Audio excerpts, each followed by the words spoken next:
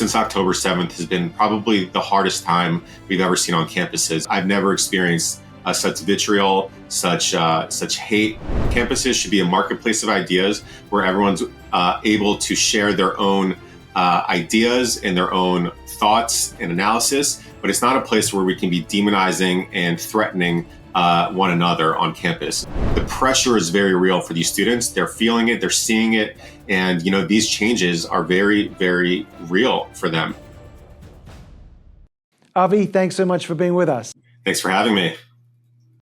Avi, tell me, what role do university administrations play in either enabling or preventing anti-Semitism, and how can we hold them accountable? They play a huge role. Administrators have the ability to discipline, to follow their own rules of conduct, to be able to create a change on campus. Campuses should be a marketplace of ideas where everyone's able to share their own ideas and their own thoughts and analysis, but it's not a place where we can be demonizing and threatening one another on campus. And so administrators play an absolutely key role in ensuring that there is a safe environment, and in our case, for Jewish and Zionist students on campus.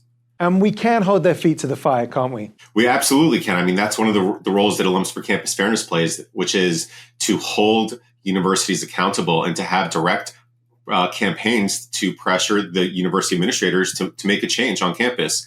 It could be through public pressure campaigns that we have, where thousands of alumni sign on to a specific petition that we have. It could be back channel conversations that our constituents have with our leadership, our staff, professional leadership. And it could be just having conversations and them understanding the reality on the ground for Jewish and Zionist students today, which is quite challenging.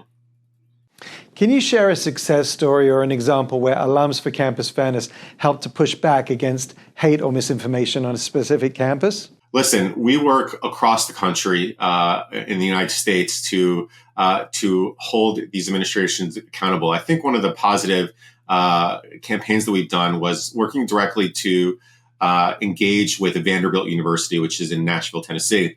And at Vanderbilt, we had a face-to-face conversation with the administration, sharing our deep concern about what was happening on campuses across the country, but also at Vanderbilt. They had a mini campaign, a lot of different demonstrations that were totally interrupting different places on campus. And so we had this direct conversation with them, and they said, please, we don't want this to stay this way. Hold us accountable. If you hear something or see something, tell us about it, because we want to make sure that our Jewish students are safe on campus. And, fast forward to today, we just had a conversation with that administration yesterday, actually, and we hope to continue our positive role that we're able to play into holding them accountable. Last summer, so we had this conversation last academic year, and then during the summer, during an orientation for new students, there was one of the representatives of the school. She was, wearing some things that were incredibly offensive. Kafia, she's not Arab or Palestinian. She was wearing that, and we made them aware that this was happening and made Jewish students uncomfortable. These new Jewish students and the parents. That's how we heard about it, and we wrote to them immediately. And immediately the next day, had a conversation with the administration, and action was taken. So, when they understand that we're not just here when something happens, but we're here to continue the conversation and to continue the relationship, they understand that these changes have to be systematic. So let me ask you the same question that I asked Rena. Reflect, if you can, on the last year, and then look into your crystal ball for 2026. Are things getting better, or are they getting worse? Listen, the last year, really since October 7th has been probably the hardest time we've ever seen on campuses. As you know, Michael, I've worked in this space for 15 years now, which is hard to believe. I've never experienced such vitriol, such hate, and such issues on campus. And so the pressure is very real for these students. They're feeling it, they're seeing it. And, these changes are very, very real for them.